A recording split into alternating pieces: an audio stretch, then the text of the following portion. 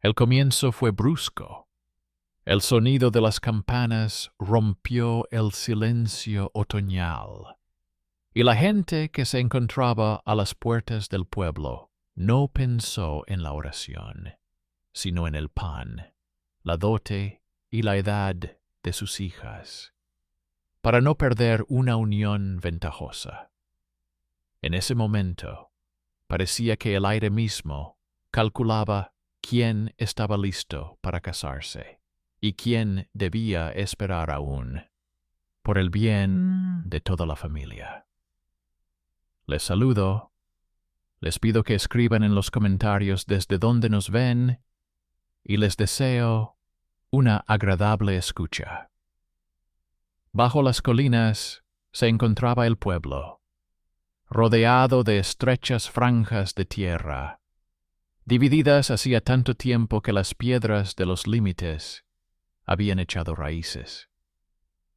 A finales del verano, la gente se quejaba de los impuestos, de la diezma al monasterio, y de que cada casa tenía su propia aritmética para las bodas. En algunas familias se contaba por años, en otras por sacos de grano. Se contaba igual que en el mercado se miden las telas, no con los ojos, sino con la palma de la mano. En la casa del molinero vivían Tecla y su hija Milena.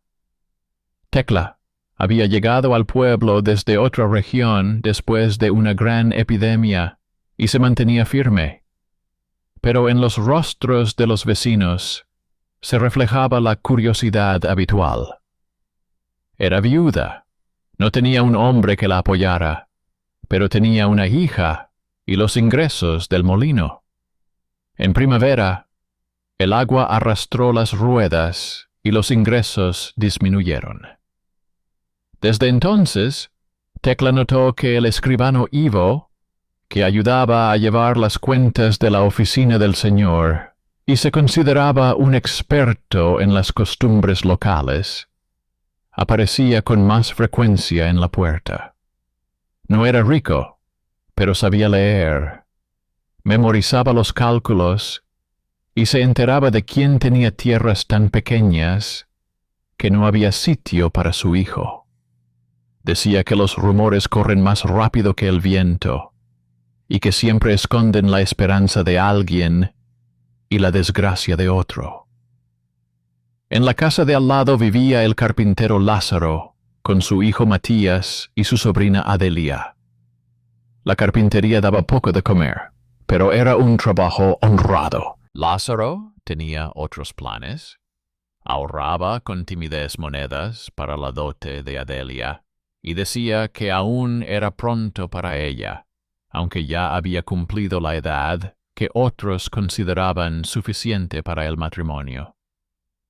Lázaro veía cómo en las ciudades las chicas salían más tarde, porque los oficios y los talleres atraían a los jóvenes. Pero en el pueblo era diferente. La tierra no se estiraba, y quien llegaba antes se quedaba con la casa. Por aquellos días llegó al monasterio de la colina un nuevo sacristán. Se llamaba Hermano Simeón.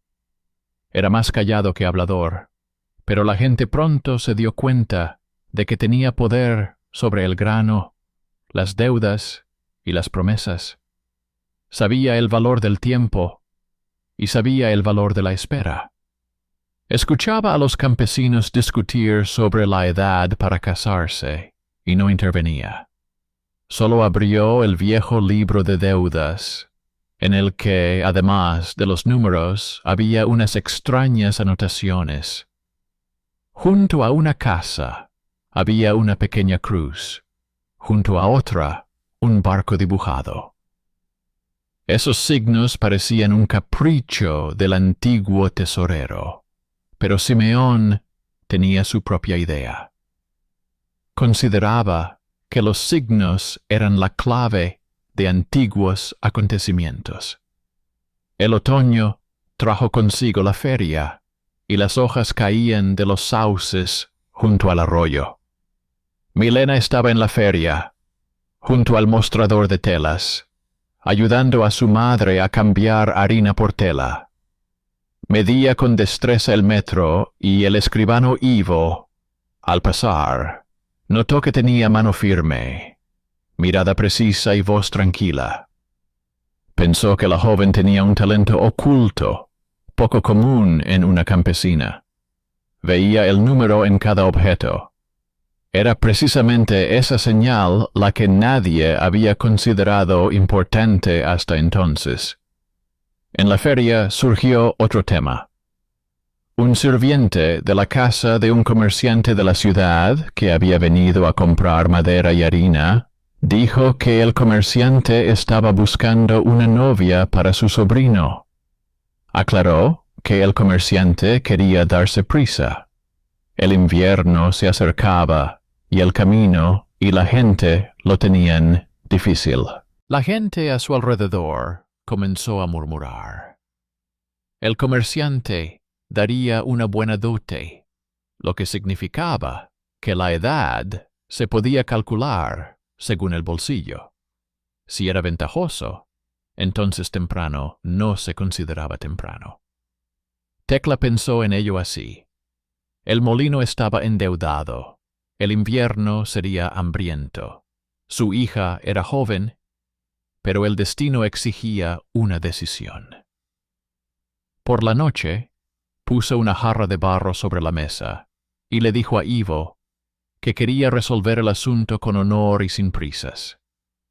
Ivo respondió que en el libro del monasterio su casa estaba marcada con una cruz, lo que significaba que había una deuda antigua que no se podía eludir. En aquellos días, Adelia llevaba en secreto cestas con manzanas secas desde la casa del carpintero al monasterio. Pensaba que así pagaba la ayuda que le había prestado la comadrona Marina hacía tiempo. En su día, Marina la había salvado de una fiebre y le había dejado un pequeño amuleto con el dibujo de un barco. Adelia la guardaba bajo la camisa y no se la enseñaba a nadie. Creía que el barco era un símbolo de cambio y esperaba irse a la ciudad para aprender a tejer. Su sueño era sencillo. No casarse por pobreza, sino ganarse la dote con sus propias manos. Los ancianos del pueblo recordaban que, a lo largo de los años, la edad para casarse había variado como el agua de un canal. En los años de bonanza, se casaban más tarde, porque se podía esperar y reunir más para la dote. En los años de mercados cerrados y guerras, se casaban antes, para unir los hogares y sobrevivir a la tormenta. Nadie hablaba de ello en voz alta, pero todo se decidía en función del pan, los impuestos y el número de parientes en la zona. A principios de noviembre, llegó al pueblo un mensajero del comerciante con una pequeña caja. La caja estaba forrada de cuero y sellada con cera azul. Dijo que dentro había un signo de noviazgo y pidió que se lo entregaran a Tecla. Esa noche, en la casa del molinero, oscureció antes de lo habitual. El viento arrastraba el humo por el tejado y las gallinas cacareaban en el umbral. Tecla puso la caja sobre la mesa, pero Ivo pidió que esperaran hasta la mañana siguiente para abrir el sello, porque había notado algo extraño. En la cera había impreso un escudo con un barco. Ivo recordó que había visto un símbolo igual en un libro del monasterio, junto al nombre de la comadrona Marina. Decidió que no era una coincidencia. Milena no durmió en toda la noche.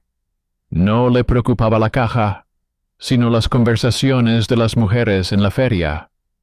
Alguien dijo que al comerciante le gustaban los negocios rápidos y que su sobrino tenía mala salud y buscaba una esposa más joven de lo que era habitual en la ciudad.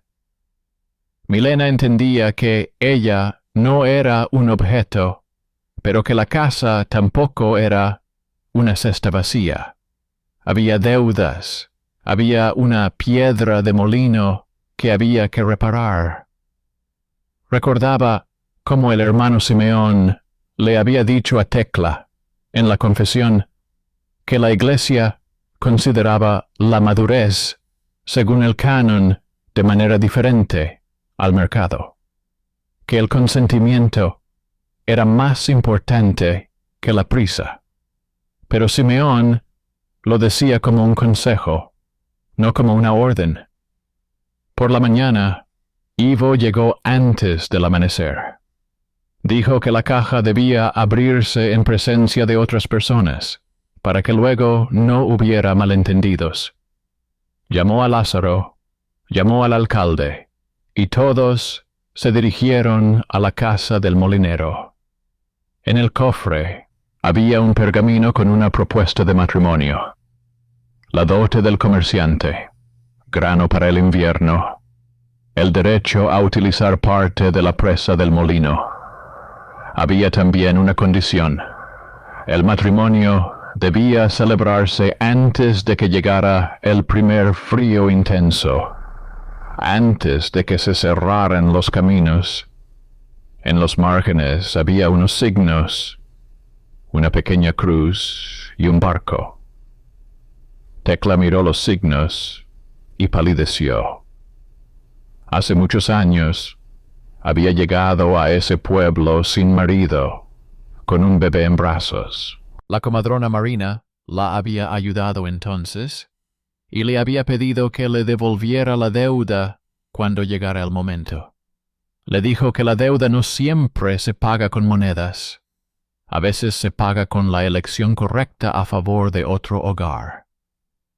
Tecla comprendió que la barca y la cruz eran el rastro de aquel antiguo acuerdo. Ese día ocurrió algo más. Un hombre con una capa gris, sin signos de riqueza, se acercó al monasterio.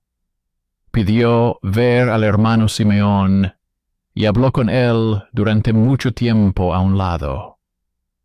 Por la noche, Simeón bajó al pueblo y le pidió a Tecla que esperara 3 días con el compromiso. Dijo que llegaría a la ciudad un hombre que quería resolver la deuda de otra manera. No dio ningún nombre, solo dijo que ese hombre estaba relacionado con la comadrona Marina por un antiguo servicio. Las palabras de Simeón les parecieron extrañas a todos, pero donde hay un monasterio, hay pan, y no se suele discutir con el pan.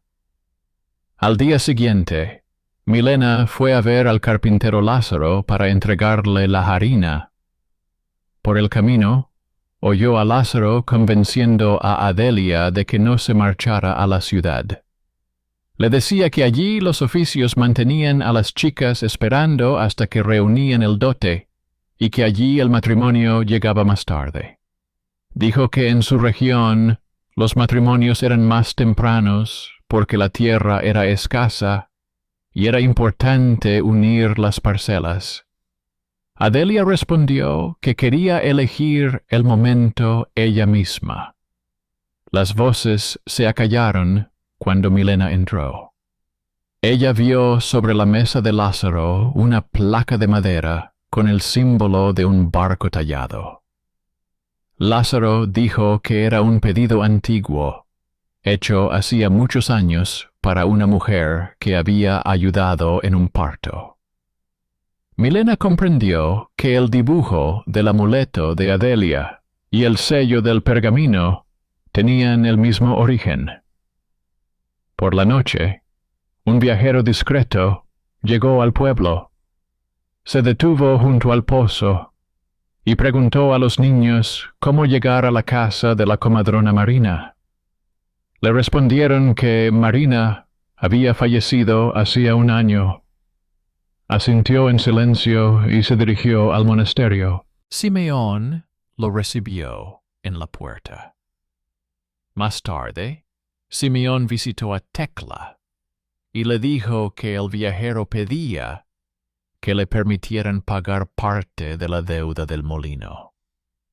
No con dinero, sino con grano, y el derecho a llevar harina a la ciudad. Tecla se sorprendió. Solo las personas influyentes hacen eso. Pero el viajero no se hacía llamar mercader, no exigía gratitud, solo pedía que le abrieran el viejo libro de deudas. El escribano Ivo reconoció en este extraño hombre al mismo sirviente del comerciante que había traído el cofre. Sin embargo, la ropa era diferente. Ivo comprendió que no se trataba de un simple sirviente. Recordó cómo, en la feria, los comerciantes de la ciudad guardaban un respetuoso silencio ante este hombre. Lo más probable era que se tratara del propio mercader, solo que sin su séquito. Y aquí se produjo un giro. Un extraño con recursos intervino de forma inesperada, como salido de la nada. Pero no fue una casualidad. En el sello del pergamino había un barco. En el amuleto de Adelia había un barco. En la placa de Lázaro había un barco. Y en la manga del viajero había un bordado casi imperceptible de un barco. Todo apuntaba a la antigua red de obligaciones creada por la comadrona Marina. Ella había salvado una vez al hijo de un mercader, y éste prometió satisfacer sus peticiones incluso después de su muerte. El tercer día comenzó con inquietud. Al amanecer entró en la casa de Tecla otro mensajero, en nombre del propietario de la presa vecina. Traía una carta, en la que se decía que si Tecla no casaba a su hija a tiempo, le cortarían el agua del molino, ya que no había garante de la deuda. Era un auténtico thriller cotidiano. La entrega habitual de una carta se convertía en una amenaza. Tecla sintió que el aire húmedo se volvía pesado. Ivo volvió a leer la carta y notó algo extraño. El sello era rojo, pero ese vecino siempre ponía cera negra. Ivo sacó un pequeño cuchillo del bolsillo y, bajo la capa de cera roja, descubrió una marca negra. ¿Alguien había intentado ocultar el sello antiguo? Comprendió que la carta era falsa y que había sido falsificada por aquellos que se apresuraban a imponer la unión en condiciones que les favorecían. El viajero pidió permiso para acudir al patio del monasterio, a fin de examinar los documentos allí, en presencia de testigos. Todos estuvieron de acuerdo. En el patio se reunieron el anciano, Lázaro, Tecla, Milena, Adelia, el escribano Ivo y el hermano Simeón. El viajero puso 3 cosas sobre la mesa: una copia del pergamino con la propuesta de matrimonio, la carta sobre la privación de agua, y el amuleto con el barco que Marina le había dado después de aquella noche en la que lo salvó. Simeón trajo el libro de deudas del monasterio, y ahí se produjo el primer gran giro. El escribano Ivo se fijó en que las marcas de la cruz en los márgenes del libro se repetían en los lugares correspondientes de la carta. Dijo que esas marcas eran signos convenidos de promesas. La cruz, una petición de misericordia. El barco, una petición de camino. Marina pedía misericordia para la viuda Tecla y un camino para la huérfana Adelia. El viajero añadió que había venido a cumplir la segunda petición, llevar a Adelia a la ciudad para que estudiara y asegurarle una dote más adelante, cuando ella misma la eligiera. A cambio, se ofreció a hacerse cargo de la deuda del molino para que Milena no se casara pronto por necesidad. Así apareció inesperadamente el benefactor, y esto deshizo el nudo de amenazas. Pero no todo se resolvió de inmediato. El alcalde dijo que las costumbres del pueblo exigían respetar los plazos. Entonces Milena pidió la palabra. Extendió ante todos unas bolsitas de hierbas y unos pequeños huesos de conteo con los que a veces jugaban los niños. Mostró que el monasterio tomaba el diezmo de cada bolsita, su parte de cada venta, y que con la cosecha actual, su casa podría sobrevivir hasta finales del invierno, si obtenía un descuento en la molienda para los vecinos, en lugar de una dote urgente. Calculó cuántos días se necesitarían para reparar la piedra del molino al precio de Lázaro. Su cálculo era exacto.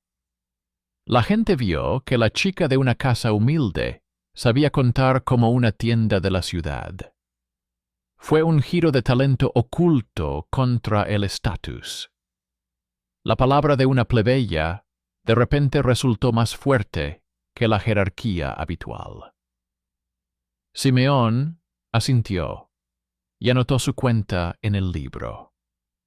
El viajero ofreció más. Daría grano para 2 semanas y respondería ante el propietario de la presa.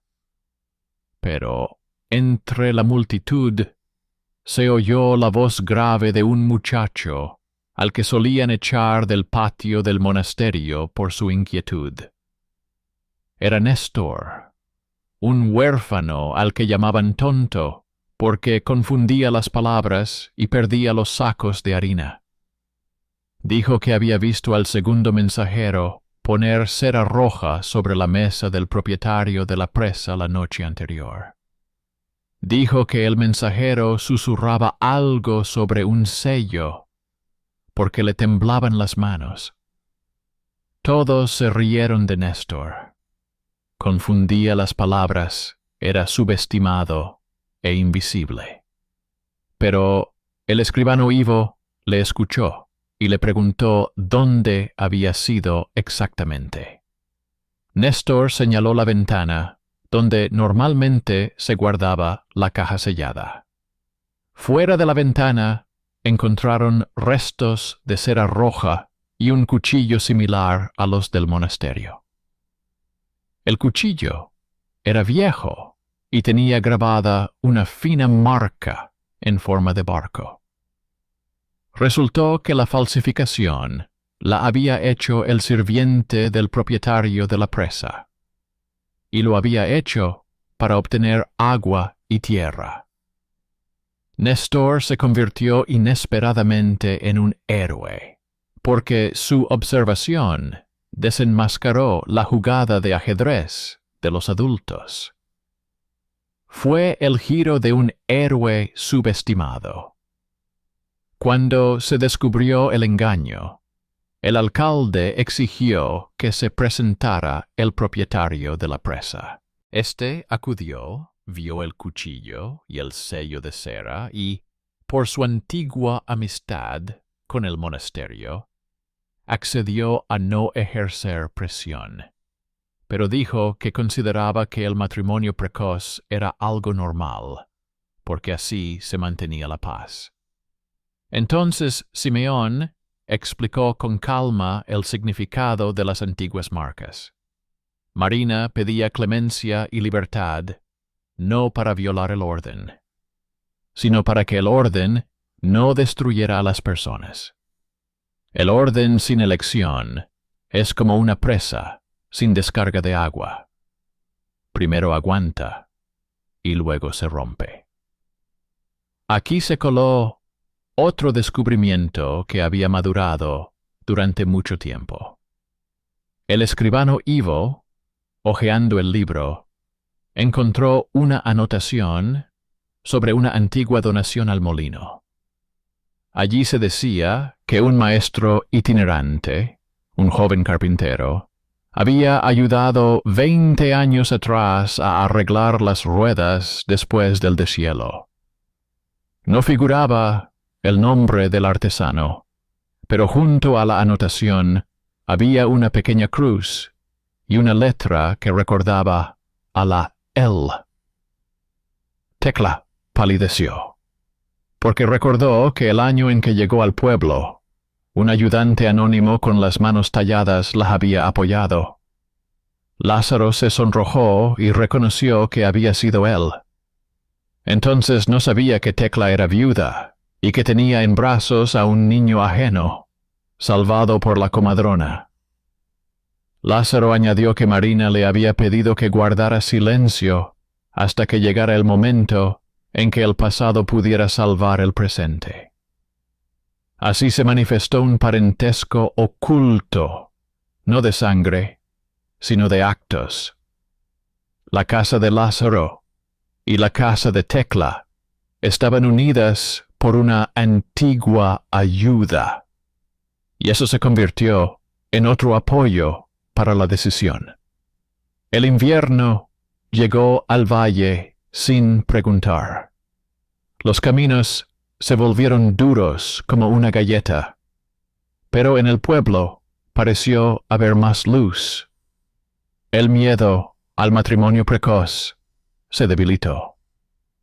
La gente seguía discutiendo sobre las normas, pero lo hacía con más calma.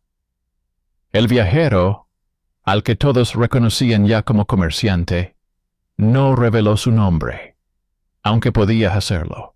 Le dijo a Simeón que en la ciudad se contaban los años de matrimonio de otra manera. El oficio requería tiempo. La dote se reunía durante más tiempo. Y, por eso, las jóvenes y los jóvenes se casaban más tarde. Dijo que en la frontera, donde hay mucha tierra y poca gente, los matrimonios son más tempranos, porque se necesitan manos y caballos. De lo contrario, el pueblo no sobrevivirá. Sus palabras no eran una orden, sino una descripción seca. Dejó el grano, la fianza, y ordenó a su hombre que trajera para Adelia un lugar en el taller de tejedores. Mientras tanto, Milena se hizo cargo de la piedra del molino estropeada. Dividió el proceso en pasos, pidió ayuda a Lázaro y Matías, y acordó con el alcalde un descuento para los vecinos para que no hubiera ruido. Dijo que estaba dispuesta a esperar hasta la primavera y más allá para casarse, porque ahora la deuda se salda con trabajo y cuentas, y no con prisas. Su tranquilidad se convirtió en una fuerza inesperada. Las personas, acostumbradas a medir los matrimonios en años y sacos, vieron por primera vez que el tiempo no solo se puede medir en plazos de noviazgo, sino también en cambios factibles. Pero el mundo no cambia con una sola decisión. El sirviente del propietario de la presa, el que falsificó la carta, desapareció durante 2 días. Lo encontraron en el camino, intentando huir al castillo vecino. Lo llevaron al patio del monasterio. Dijo que había falsificado el sello por orden de su amo, porque éste temía que, sin una unión rápida, el molino se fuera a la ciudad. El propietario soportó la mirada de Simeón y dijo que no había dado ninguna orden. Entonces Néstor intervino de nuevo. Trajo una vela agrietada con gotas de cera roja y mostró que esas gotas las había comprado ayer en el mercado. Explicó que el sirviente había comprado la cera a un forastero por su cuenta, lo que significaba que había actuado en su propio beneficio, esperando una recompensa por su diligencia. El sirviente fue enviado a reparar la presa bajo supervisión. A Néstor se le pidió que supervisara el trabajo. Así, el niño que ayer había sido expulsado se convirtió en los ojos de todo el pueblo. El subestimado se convirtió en necesario. Mientras los campos se enfriaban, una mujer de aspecto extraño llegó al patio del monasterio. Llevaba una falda sencilla, pero caminaba con paso firme. Le dijo a Simeón que traía una carta de los futuros maestros de la ciudad de Adelia. En la carta se decía secamente que la alumna con el rosario en forma de barco podía comenzar al inicio de la Cuaresma y que el pago estaba cubierto por la deudora de la comadrona Marina. Nadie comentó en voz alta esta frase, pero todos entendieron que el viajero también había pagado allí. Adelia apretó el rosario y susurró en voz baja su agradecimiento, aunque guardó silencio sobre su sueño. Lázaro se hizo cargo del resto de los gastos y dijo que su casa no era más pobre que su conciencia. Entonces ocurrió algo más. El escribano Ivo, al quedarse solo con el libro, de repente notó en el texto las curvas familiares de las letras de algunos apellidos. Se dio cuenta de que esas anotaciones las había hecho la misma persona, aunque los años habían cambiado. Pensó en el viajero y en cómo sostenía con firmeza el pergamino, en cómo había dejado escapar descuidadamente la palabra sobre el banco de la ciudad. Ivo reunió todas las pistas: el sello del barco, el respeto de los comerciantes, los antiguos registros, el pago de la escuela. Llegó a la conclusión de que el viajero era el propio comerciante y que el sobrino era una invención para comprobarlo. Decidió hablar con él. Ivo se acercó a él junto al pozo y le dijo que en el libro de deudas, la barca junto a la cruz no estaba ahí por casualidad. La barca era la elección del camino y la cruz, la elección de la medida. Le transmitió la idea de que aquí no se decidía con dinero, sino con tiempo. El viajero esbozó una sonrisa y dijo a través de Simeón que estaba de acuerdo. A partir de ese día, en el pueblo, se habló más sobre la edad del matrimonio, pero ya no eran rumores, sino discusiones sensatas.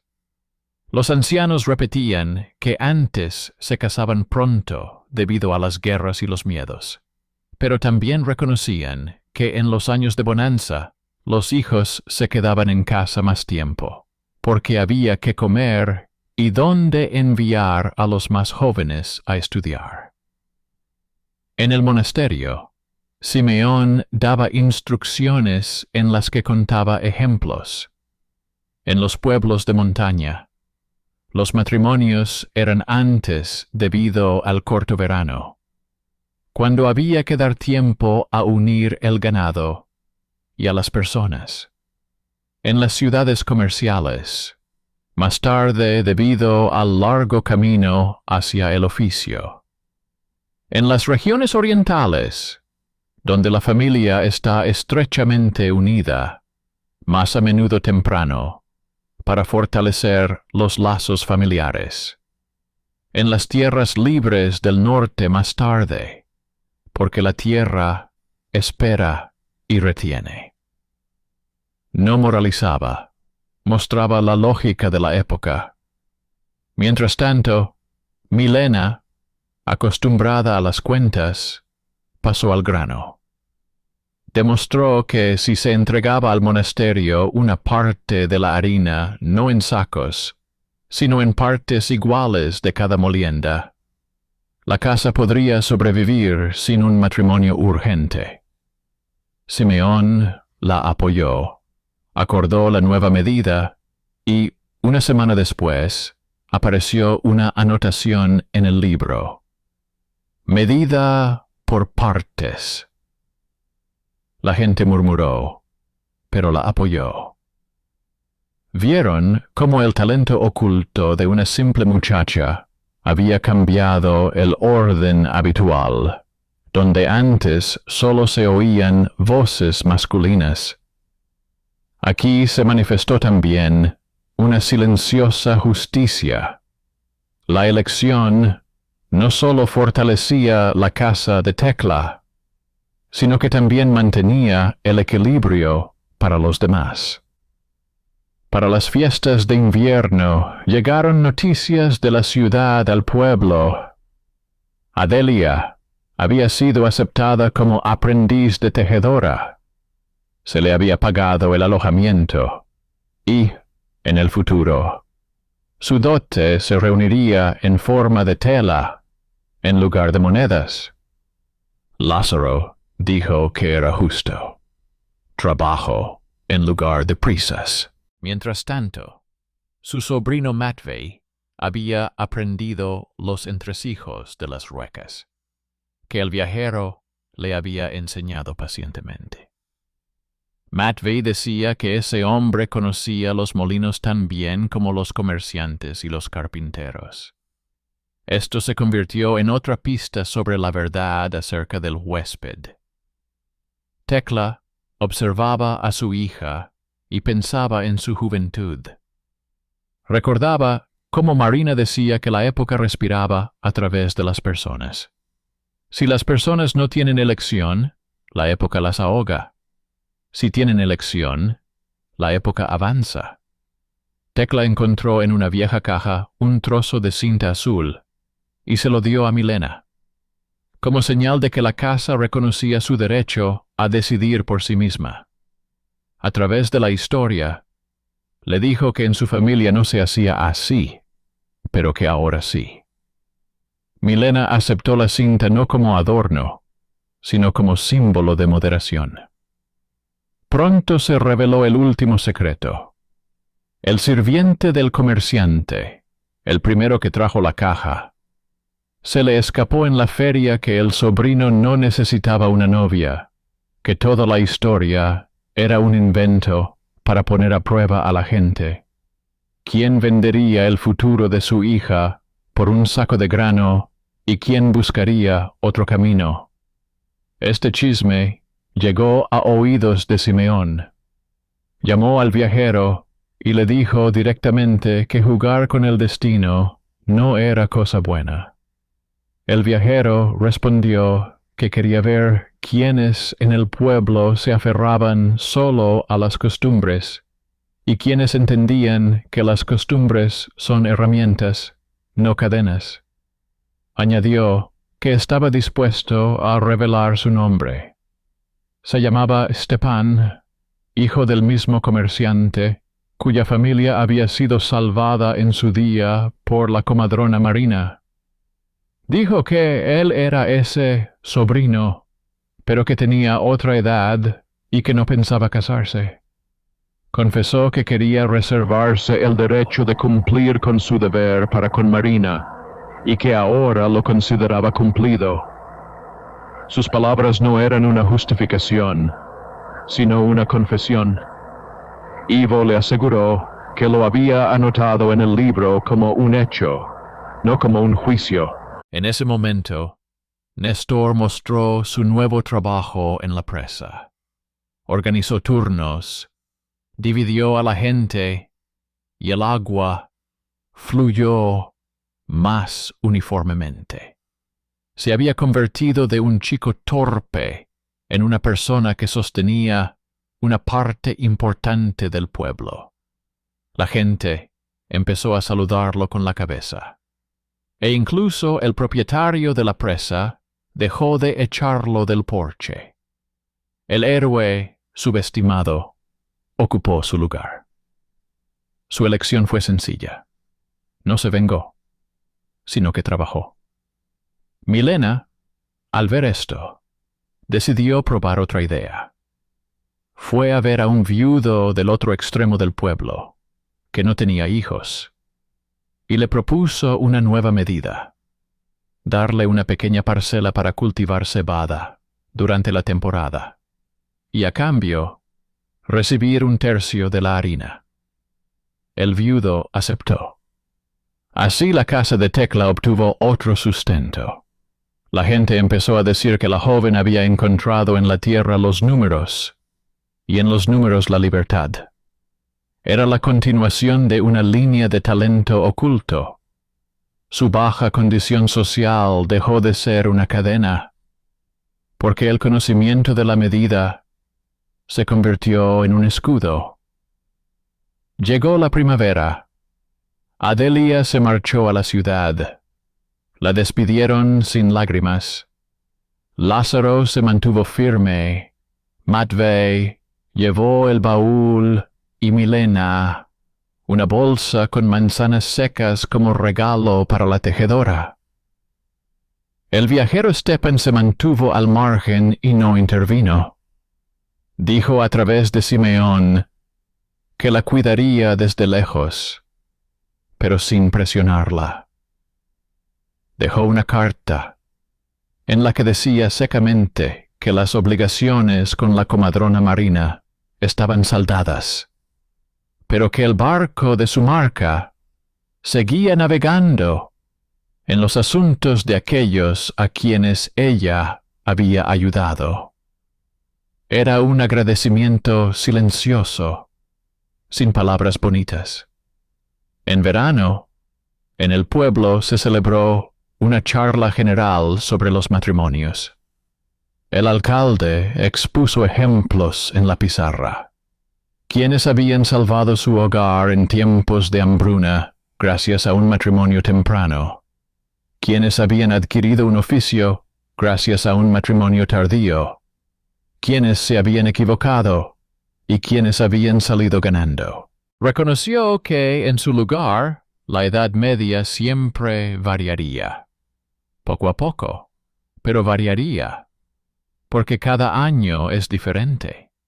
La gente sopesó.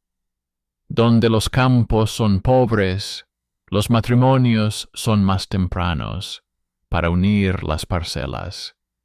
Donde el oficio es más fuerte, los matrimonios son más tardíos, para acumular destreza y dote. Las normas religiosas no eliminaban la pobreza ni la posibilidad de elegir. Establecían los límites dentro de los cuales se desarrollaba la vida. Simeón formuló la idea de manera sencilla. La Iglesia considera sagrado el consentimiento matrimonial, pero el consentimiento no es miedo, sino comprensión. Hablaba como si colocara piedras en una presa, sin palabras superfluas, pero con precisión. A finales de año aparecieron varias marcas nuevas en el libro de deudas. No era una cruz ni un barco. Ivo propuso un nuevo símbolo para los contratos que se celebraban sin coacción. Un pequeño círculo. Dijo que el círculo era el tiempo que las personas habían cerrado y que ellas mismas abrirían. Tecla y Milena tenían ese círculo en la página donde antes había una pesada línea sobre la deuda. En el caso de Lazar, el círculo apareció junto a las anotaciones sobre el aprendizaje de Adelia. En el caso de Néstor, el círculo se colocó cerca de la presa. La comadrona Marina ya no estaba con ellos, pero su red de acciones seguía uniendo a las casas.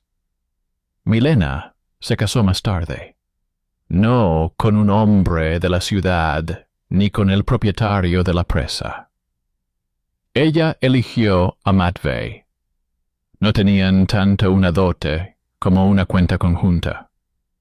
Acordaron posponer el momento hasta que Adelia se estableciera en la ciudad. Su matrimonio no fue ni temprano ni tardío, sino a su debido tiempo.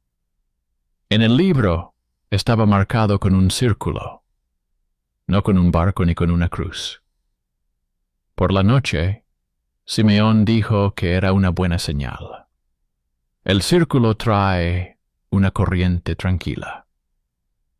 Adelia regresó a la feria años después como maestra artesana. Sus telas se vendían al doble de precio que las normales, porque tenían un tejido uniforme y un diseño preciso. En una carta, dijo que no tenía prisa por casarse, porque quería terminar un pedido de capas para el monasterio. Añadió que en la ciudad sus amigas se casaban más tarde que en el pueblo, porque necesitaban establecerse. En la carta no había orgullo, solo una simple constatación. El pueblo, tras leerla, asintió. Eso confirmaba lo que ellos mismos ya habían comprendido por experiencia propia. Stepan, el comerciante, desapareció tan silenciosamente como había llegado. Ya no se le veía junto al pozo. Pero a veces llegaban rumores al pueblo de que los comerciantes de la ciudad alababan un molino del valle por su harina fina y sus medidas justas. El escribano Ivo sonreía. Sabía de qué se trataba, pero no anotaba los rumores en el libro, porque el libro amaba los hechos. La justicia llegó de forma imperceptible, no como un castigo, sino como el orden de las cosas. El sirviente que falsificó el sello se quedó en la presa y aprendió a trabajar. El propietario de la presa comprendió que la dureza sin medida se convierte en ruedas vacías y comenzó a consultar más a menudo. El alcalde escuchaba a las chicas cuando se trataba de los plazos del matrimonio. La iglesia no cambió los cánones, pero dentro de los límites establecidos la gente comenzó a respirar con más libertad. Nadie discutía los años difíciles. De todos modos, llegaban y se iban como una crecida. Pero ahora la gente tenía más formas de no quebrarse. El final fue sencillo y claro. En la memoria del pueblo se formó una imagen. La edad para contraer matrimonio no era la misma en todos los lugares y épocas. En una región la unión era temprana, porque la tierra exigía unir los campos y las dotes. En otra era tardía, porque el oficio requería un largo aprendizaje y los comerciantes necesitaban un negocio sólido. En los lugares donde la vida religiosa apoyaba más a las familias pequeñas, los matrimonios se celebraban más tarde, porque las comunidades eclesiásticas ayudaban a las viudas y a los huérfanos. En los lugares donde la ayuda era escasa, y la guerra estaba cerca. Los matrimonios se celebraban antes para que la familia fuera más fuerte. La economía, la demografía y la fe no se contradecían entre sí, sino que tiraban en direcciones diferentes, y cada familia buscaba su propio equilibrio. El pueblo tenía un lenguaje adecuado para ello. No temprano y tardío, sino así es nuestro año y así es nuestra tierra. La justicia residía en que las decisiones se derivaban de la elección de las personas. Marina dejó señales, pero no obligó. Stepan intervino, pero se retiró cuando la gente encontró su cuenta. Milena insistió en la medida. Adelia eligió el oficio. Néstor encontró la fuerza en la atención. Nadie arruinó la felicidad de los demás por la suya propia. Los actos sencillos encajaron como las vigas de una presa. El agua fluyó con uniformidad. Y cuando sonó la siguiente campana de otoño, la gente no pensó en la prisa, sino en que cada hogar tiene su propio círculo, en el que la madurez no es un sello ajeno, sino una elección propia, respaldada por la comunidad y el tiempo. Comprendieron por qué en un lugar sale antes y en otro más tarde, y dejaron de medir la vida ajena con sus palmas extendidas o cerradas. Así terminó la historia, y en ella cada giro fue preparado por un simple detalle: un rosario, una marca en un libro, una vela rota, cuentas, un barco y una cruz, que estaban allí no por belleza, sino para recordar que el camino y la medida siempre van de la mano.